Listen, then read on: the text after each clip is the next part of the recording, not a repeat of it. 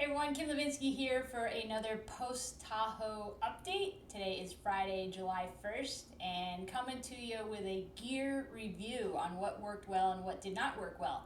This was suggested by a couple people on social media and YouTube. I thought, man, that's a really good idea to do a little review on what worked and what didn't work for gear. I think it'll be helpful not only for me, but anybody else watching who's doing 200. So again, this is just my experience. Take it all with a grain of salt. That was my first 200, so it's only based on one go at it. So I'm going to use the crew binder. I made a binder for everybody on our crew, and inside the binder was the runner's manual, so I printed that out so they could have that to reference. It included all of the cutoff time for aid stations. It included our pacing chart, projected times. I also printed out driving directions for crew in case something happened with cell service, something wonky, but thankfully we had cell service the entire time, so they didn't need it, but it was good to have just in case. So I do want to talk about a couple things in the binder that worked really, really well. This was an idea that I got from my friend Matt Klein. I printed out each of the legs of the race and laminated them, and then you won't be able to see, it's probably blurry, but I added in notes that I had made, things that I wanted to be mindful of in each of the legs. So details like how long the leg is, where the climbs and descents were, how much elevation gain and loss, if there was access to water or not, whatnot, if there was pavement, sandy, stuff like that. So each of the pacers had these little cue cards, and I asked them, please keep them with you because I'm going to get too loopy to remember everything in my brain, even though I looked at it a ton. So along with this, probably one of the best pieces of advice I got was for my watch to set the screen so that I could only see the time of day and the altitude. So that's where it played in with this cue card, because the advice I was given was use your watch with the altitude and this cue card to pace yourself and to help with just mentally getting through each of the legs. So for instance, I would ask my pacer, okay, we've got this climb coming up. What is the altitude we're going to top out at? So if they said, okay, well, we're at 7,000 feet, we're going to climb to 8,500, then I would just look down at my watch and see along the climb how much further we had to go. So that was, it worked really well for me. I'm sure there's a lot of different strategies out there, but I tried not to think about mileage too much. A couple times I got wrapped up in it, but for the most part, it was really focusing on time of day and the altitude. So that was great advice. 2 thumbs up for that. The other thing that was really great, I got good feedback from the crew. This advice was given by Kevin Goldberg. He's a regular in the 200 scene. He said to make an actual diagram of my hydration pack and then label where everything is that I keep it. As long as you have a system that you use every time, then you can do this. So I did that. I printed it out. In the binder, there was this little map of my hydration pack and where everything went. And crew said that was really helpful, because sometimes I would say like, oh, can you help me get chapstick, or can you help me get baby wipes? And they knew exactly which pocket it was in. So it saved time, and I think when everybody's sleep deprived, it's just like one less thing to worry about. And in that same vein, the crazy type A neurotic behavior of labeling everything, it paid off, because I think it made everything a little bit easier for crew. I know that, when it's nighttime, you got a headlamp and they're digging through the bin. It was just a lot easier for them to grab a bag that said socks, and they knew exactly where the socks were. So I'm glad that we did that and took the time to do that. So those are a couple of things to mention in there. Wanted to mention too, we had put together this list of things that I wanted to do at each aid station. So there's a whole list of things of like each time I come into aid, I ask my crew to help me with these things. And it's just like things, you think is like so obvious, but like, tell me to sit down. I wanted to sit. That was some advice I got from the medics when I volunteered at Bigfoot 200 was every opportunity you can, sit down, take your shoes off, take your socks off, get your feet up and elevate them, let them air out. So I listened to that advice, and that was something on the list. Have Kim sit down, change shoes and socks, put the feet up, and then little things like charging the watch, charging the phone, taking out trash from the pack. And this, the crew wasn't sitting there with a clipboard and reading step by step, but it was something that we talked about, the days leading up to the race. We went over it, and just so it got stuck in everybody's mind. So I think that was helpful. It was helpful also, I included a gear check of things that I told them, listen, even if I tell you that I have everything, I want you to check to make sure that I do, because you're going out on these legs. It could be, the pace I was going, 6 to 8 hours, where I wouldn't come back into the next aid station. So it was really important not to forget everything, to forget anything. So that worked really well. I know we actually did pull this list out a couple of times just to make sure that I had everything that I needed for that upcoming leg. Okay, so I'm gonna go through, we had this master list of all of the gear, and I'm just gonna blow through each one and say what worked well and what didn't work well. So, okay, I'll start with the hydration pack. So, fantastic, really happy with it. I've been using this for a couple of years, the Ultra Aspire Zygos, 14-liter capacity.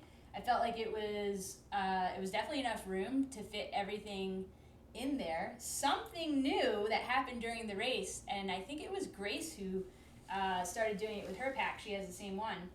These poles, these bungees, they're supposed to be used for your poles. And, I had my poles out the entire time, so I didn't need to use them. So Grace started storing gear down there. So she would roll up like my puffy jacket, or I think one time I had used one of the bivvies and it's like impossible to get back in the bag, so we just used the bungees on the bottom. And that was so smart. That worked really well. Something, it's probably obvious, but I just have never used it like that. So the pack worked really well. Kogala Light, fantastic. Having several battery packs was very helpful because those battery packs take a while to charge. So that worked out really well. I didn't end up using my small headlamp for directional light. I just used the Kogala the whole time. But I'm so glad we had backups and backups to the backups, because on one of the pacing legs there were some issues going on with waist lamps and headlamps with Robin, who was pacing me. It was just a fluke thing. Something was going on with her battery pack, and so we used one of the backup headlamps. And also the same thing happened with rechargeable battery pack. It failed, but we had a backup, and that was really good. So it seems excessive, I think, maybe to some people to have backups to the backups, but it is very much well worth it. So I'm glad that we were a little bit crazy about it. The InReach, I said that I brought my InReach in case we needed it. We didn't have cell service. We pretty much had cell service the entire time for the course, for the 100-mile out and back. So that was really good. Ended up dropping the InReach after a couple of aid stations. Didn't use that. What else? Okay. Emergency gear. So I brought a bunch of those emergency bivvies. I'm glad that I had a couple of them because, like I said before, unless you have like the patience of an angel, it is really hard to get them back in the bag. So I used the bivvy one time, and after that it was just nice to be able to grab the backup that I had in the crew vehicle, because there was no way we were getting that back into the original bag. So I did use the bivvy one time. I didn't end up using a Mylar blanket. I didn't use the poncho that they gave out. I did not use the hand warmers that I had, but I'm glad that we had them because it did get pretty cold. I just didn't need them. Other gear. So let me grab a couple of things here. This little lightweight camp chair. This is how big it is. It fits into this bag. I think it weighs like 2.5 pounds or something. This was worth it. I'm glad that I brought this. I mean, we ended up picking up a couple more chairs at Target while we were there for check-in, but the chair we used every time at aid station. So in my mind, that was definitely well worth it to bring that. The GoPro, you know, I didn't use the GoPro a lot. I used it in the beginning of the race, and then I just had so much gear in all the pockets and you know, I was using poles. It was a hassle, and I'm bummed about it. I'll be honest. I'm bummed that I didn't take a lot of video, but the crew did. The crew took the GoPro after that, and they got some fun clips in the aid stations. So, you know, and also, like, I didn't end up taking a ton of pictures or videos the whole time. I started to in the beginning. I actually started to record a couple of clips of, like, narrating the race, and then I just felt like, you know, I want to just be in the moment and enjoy it and not worry about, like, taking all the pictures. So I asked crew, you know, after a couple of aid stations, said, hey, I'm not going to take a lot of video pictures, but if you could, that would be awesome. So, and they did. They got a lot of really fun stuff. And then, of course, the race photographers, their pictures they're phenomenal. They came out so cool. So that was the GoPro. What else on here? I used the massage ball, brought the little spiky ball, used that. I didn't end up using the big roller that I brought. I had good intentions to use it, but it just didn't happen. The inflatable camp mattress. That was really good. I'm so glad that we brought that. So crew, they put down the back seat of the SUV that we had and set up like a whole sleep station. So that was really nice. I think one time I slept in one of the aid station sleep stations, but the rest of the time, the couple of naps that I took was in the crew car. And so they had the mattress there. One of the girls brought a sleeping bag, and then we had a couple of puffy blankets that we used, and that worked out really well. So I was very glad that I took that. It's you saw it on the other clips. It's pretty small, lightweight. That was worth it. That was a really good thing to bring. The changing tent. So I don't know if I showed this. Let me grab it real quick. Okay, this changing tent. This I have for just like run ventures around, you know, when you're changing in the parking lot and it's really busy or whatever. Most of the time I don't mind just changing, but it is nice to sometimes have the changing tent. So the girls suggested bringing that.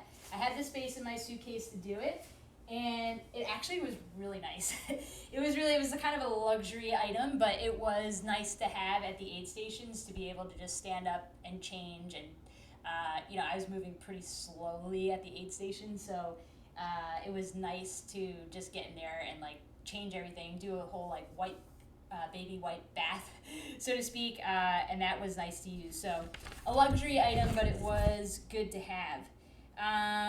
Sunscreen, 100% was needed. I did it the first day, forgot the second day, got sunburned, and then remembered the rest of the time. Okay, foot care. I want to talk about foot care. So I came out with 0 blisters, which was amazing, and that is definitely because of the advice I got from Brian, the head of medical for Destination Trail. I was chatting with him at Bigfoot 200, and I asked him, hey, I'm doing Tahoe next year, what's the best advice you have? And he had told me what I mentioned before about, you know, taking your shoes and socks off every aid, putting your feet up, but he said every opportunity you have, if you have the time, change your socks. If you don't have the time, make the time. So we change socks every aid station, which seems, again, excessive, but there were no blisters. So I went with the Injinji socks, and I think I'll be apologizing the rest of my life to the crew because, let's be honest, they're so annoying. These toe socks, they're so annoying. And they got especially challenging with the Leuco tape that was added to my feet to prevent those blisters. It's really difficult to put those toe socks over the Leuco tape. but I didn't have any blisters, so I think that's the system I'm going to be sticking with, unfortunately, for anyone who's with me. It is very annoying, but it was definitely worth it. So those were the socks. We can jump right into gear. So the weather was a lot cooler than I was expecting it to be. I brought shorts, I brought t-shirts. I didn't wear one pair of shorts the entire time we were there. Started the race in a pair of capris, and then overnight would switch to tights, and then when we got back to the day, I would put the capris on. So didn't use shorts at all. It got cold. It got cold even during the day. On some of the ridge lines, you would come around the corner, and just with how much the wind was whipping, it was chilly. So I think that's something that I would change in the future, is just to have a couple more pair of each of them. And again, listen, like, you can do this. There's people who don't change at all. It was nice to be able to change into dry clothing.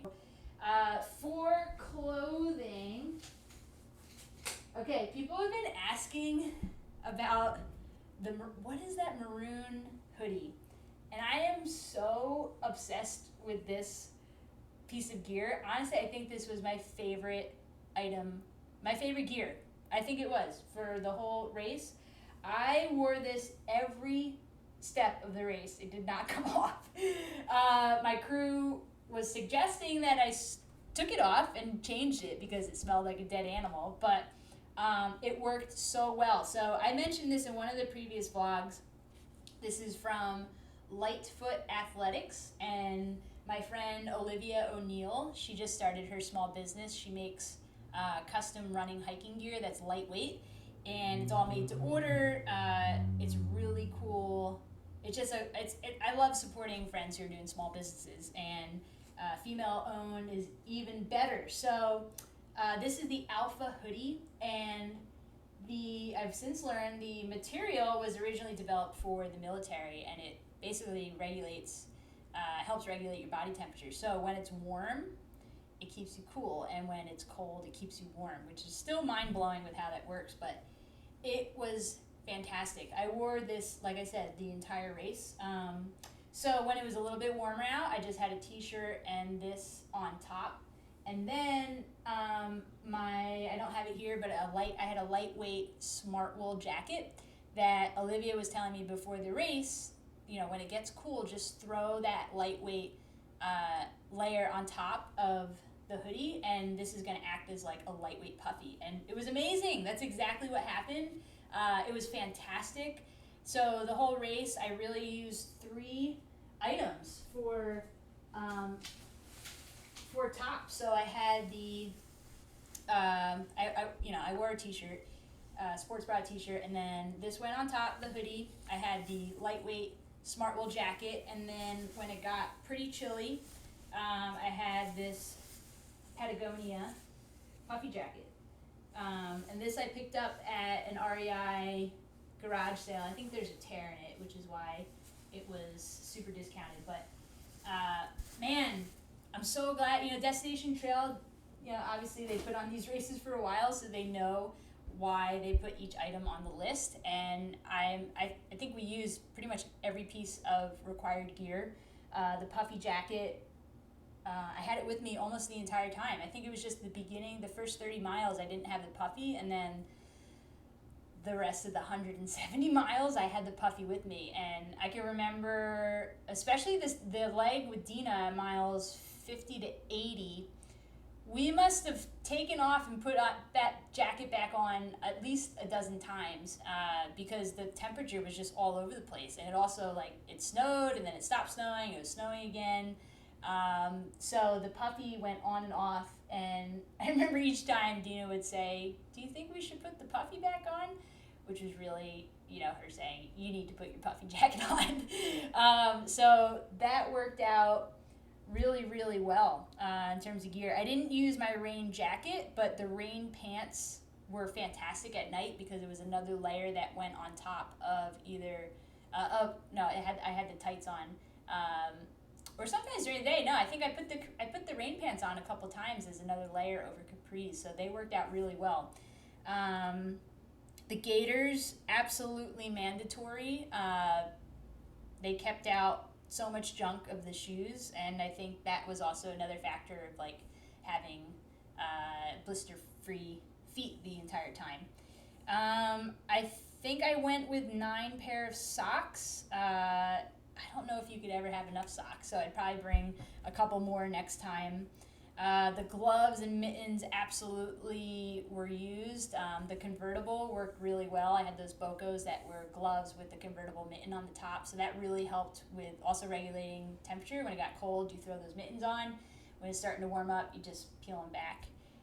For beanies, I had a lightweight beanie and a warmer one, and I'm glad that I had both because at night that warmer one was really clutch, and then during the day when it started to get chilly or towards the evening, the lightweight beanie was really good.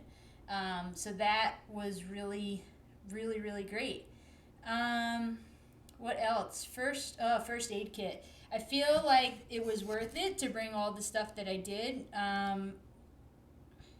The anti-diarrheal was used, and I'm so glad that we had that. There was a point in the race, trying to think of what, I don't remember I'd have to look at the mileage, but it was coming out of Brockway Summit the second time. I was having major digestive issues, and thankfully I had the anti-diarrheal in my pack, along with a bunch of ginger chews, and that resolved the issue. That was probably the one moment of the race where I was like scared that it wasn't going to happen because I was having to pull off on the trail every like 5-10 minutes, which wasn't working well.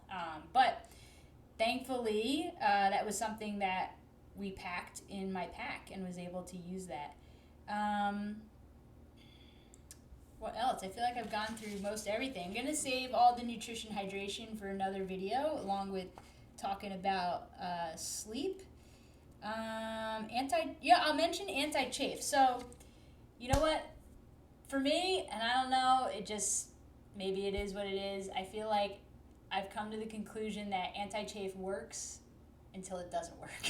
It doesn't really matter like what type of lube I'm using. It just it doesn't work after a while. And so I think for me it was after like 36 hours or so, it just wasn't working out. And so somebody on the crew had A&D ointment, and that was a game changer. It was so good. It helped with the chafing that I was getting. It helped heal it, and then for the rest of the race, I was just using that as anti-chafe. So it has me wondering, should you just use that in the beginning of the race from the get-go, A&D? I might do it. I've heard people do it. I heard people use it, I think in one of the Facebook groups I'm in for 100 Miler Facebook group. But A&D, that is going in the kit, I think, for now and forever. I didn't use the filter bottle. I was surprised. I thought we'd have to refill water at some point, but there was only one pacing leg that I ran out of water, and that was actually the one that I was having digestive issues. So I think that was because I was trying to catch up on hydration, that I blew through all the fluids. So it was about maybe 40 minutes or so of being out of fluids. There wasn't any opportunity to filter, but yeah, we didn't use the filter bottle at all. And then of course, Gaia on the phone, the race really, Destination Trail really emphasizes how important that is, and it is very important to have the Gaia app on the phone and to know how to use it. So that's something I'm glad that me and the crew got familiar with it before the race, and because I remember the very beginning of the race going from, I think it was Tahoe City to Brockway, or maybe it was Stephen Jones to Tahoe City. There was like 3 or 4 miles where there were no course markers. I think the story is somebody had gone out and vandalized the course markers, and there were a lot of turns that you had to make. So it was really important to have Gaia on the phone and know how to use it. So I think that's kind of the wrap up. In terms of things I wish I had that I didn't have, we came up with a couple items. One was a shoehorn. A shoehorn. That would have really helped a lot, because trying to get your runner's shoe on at like 3 in the morning is very challenging, especially when that runner is whining about how much their feet hurt. That was me. So we all said, I think by like the second day, oh, I wish we had a shoehorn. That would have been really helpful.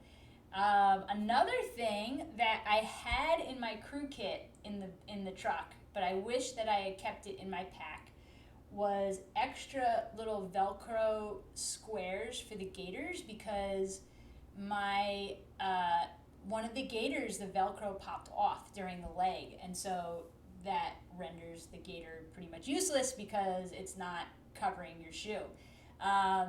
So like I said, I had the Velcro, the extra Velcro in the crew vehicle, but it doesn't do much good if you're 20 miles away from your crew car. So that's something I think I would just stick in my pack in the future, and just so you have that. I mean, it's like literally that big, weighs nothing. I think that would have been smart to have. And I think there was one other thing I wanted to mention. Oh, the extra bladder. I'm so glad that we brought that, because I got a hole in my bladder, right? Everyone's worst nightmare on the trail. There was a pin-sized hole. We were making our way to Tunnel Creek. I was with Robin, and all of a sudden I'm like, I'm out of water, and we'd only been a couple hours into the leg. I was like, this is not, something's wrong. And sure enough, took off the pack was soaking wet. I just couldn't feel it because I had on all of my layers. So we had to problem solve on the go, because I obviously didn't carry an extra bladder with me, but we ended up shuffling around. Robin, who was with me, gave me her hydration bladder, and we poured out some of the water into her soft bottles. So we were fine getting to Tunnel Creek, but it was tricky because there's no crew access at Tunnel Creek. So all the stars aligned though, and one of the volunteers said, oh my goodness, I have an extra hydration bladder that you can take. So part of me wonders, like, should you put an extra bladder in your drop bag? It seems over the top, but that's what happened when we were out there. And if the volunteer didn't have an extra bladder, it was not going to be an enjoyable situation, because the next leg was the power climb, and we had another 15, 20 miles to get to the crew car where the second bladder was. So that is a good segue into something I want to mention. Was there was so much problem solving during the race. And I remember my buddy Matt Klein, Triple Crown finisher, he said 200-mile races is really just 4 days of problem solving. And it was true. Like, there's just a lot of little things that came up during the race. I mean, like the Velcro, the broken hydration bladder. That on that same leg, we had issues with the backup chargers and with the headlamp. So shout out to Robin, who, like, I think she had the most problems to solve during her pacing leg. She did a 30-mile stretch. But man, I can't emphasize enough how much the crew problem solved, and how much, like, there's just a lot of teamwork that goes into crewing, and I really enjoyed that aspect of it when I crewed at Bigfoot. So shout out to my crew. They're just like incredible with all of the problem solving that went on, and a bunch of that had to do with nutrition and hydration, but we'll chat about that on another video. So I'm going to wrap up by sharing one more thing that we had in the binder. This is a packet that we put together. This was Dina's idea, fantastic idea, and this was just a chart that the crew filled out each time that I came in and out of an aid station. So we'd record what time it was, and then there were just boxes that you filled out, like, did you pee in the last leg, poop in the last leg, any GI issues, what is Kim complaining about, what did Kim eat in the previous leg, what did she drink in the previous leg, what is she eating at this aid station, any caffeine in the previous leg, and then what about sleep notes and just general observations. So I know that this was especially useful for Dina. She's a sport dietitian, and so I know that this was helpful for her with just planning out and helping me with what to eat and drink. But also, like, it's such an awesome resource to now have. I know that it took a lot of extra time for the crew to, you know, write down the notes, and it took some brain power to do it, but I'm just so thankful to have this now, because it's just a really good resource for me to look back on the race. And then even though I said for 200 miles I didn't want to do another 200-mile race, I want to do another one. So this is a really good resource for me to have personally. So I'm thankful that we did that. But okay, that's about it for the gear review. I think we covered pretty much everything. I hope this was helpful, and it's going to help me, I think, in the future as well for, you know, if it's not another 200, any long effort. I think this was just really, really great to go through. So thank you for tuning in. We're going to do a couple more videos, maybe one or two, definitely talking about nutrition, hydration, and also the whole sleep situation that happened in the 96 hours and 5 minutes. So thank you for tuning in, and appreciate you watching, and we'll catch you on the next update.